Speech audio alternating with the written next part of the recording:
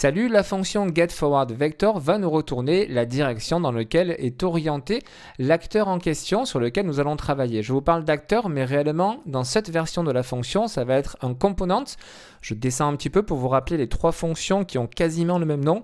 Le getActorForwardVector qui va nous permettre de récupérer donc l'orientation d'un acteur. Le getForwardVector dans cette version où on va venir renseigner des informations de rotation uniquement, donc on ne fait pas référence à un acteur, mais directement des informations de rotation, et celle sur laquelle on est en train de travailler qui fait exactement la même chose, c'est-à-dire que ça va nous retourner au format vectoriel, donc x, y et z, les informations nous indiquant dans quelle direction est orienté notre acteur en question, sauf qu'une fois de plus, ce n'est pas un acteur, mais un composant. Quelle est la différence? Je suis actuellement dans le blueprint du personnage et tous les composants que nous avons dans la colonne en haut à gauche sont justement des composants et non pas des acteurs. C'est la différence entre les deux.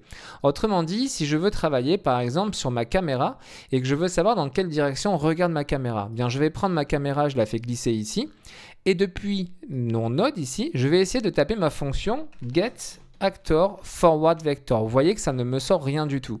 Alors que si j'enlève tout ceci et que je tape juste getForward, j'ai bien ma fonction qui apparaît ici dans la rubrique Utilities puis Transformation et qui fait donc exactement le travail que nous souhaitons faire. Si on survole notre fonction avec le tooltip getTheForward entre parenthèses x unit direction vector from this component, autrement dit, ça nous donne la direction de l'axe des x au format vectoriel dans l'univers donc dans notre jeu, dans l'espace de dimension, je vais y arriver, du monde.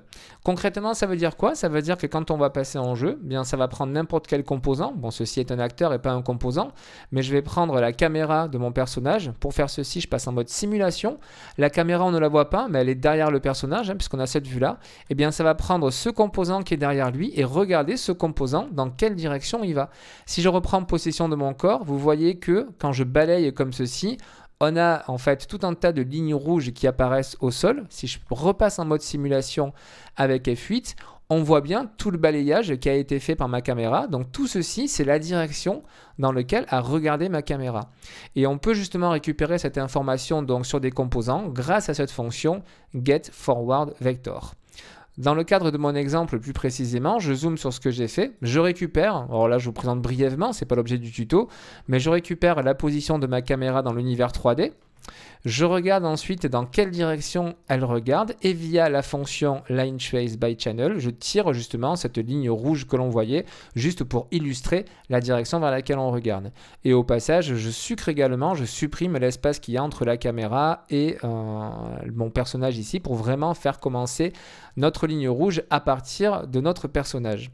Donc notre fonction, elle fait ceci et surtout, c'est ce qui nous intéresse. Je renvoie à l'écran avec ma fonction custom les informations, ce que me retourne notre fonction getForwardVector.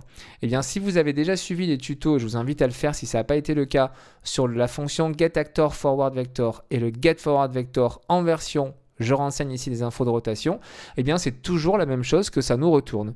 Quand je vais changer ma caméra comme ça de position, vous voyez en bas à gauche les informations qui nous sont retournées. Si je suis dans l'axe X du monde, et bien je vais retrouver la valeur maximale sur l'axe X, c'est-à-dire le 1, le plus 1, je vais réussir, enfin c'est par là.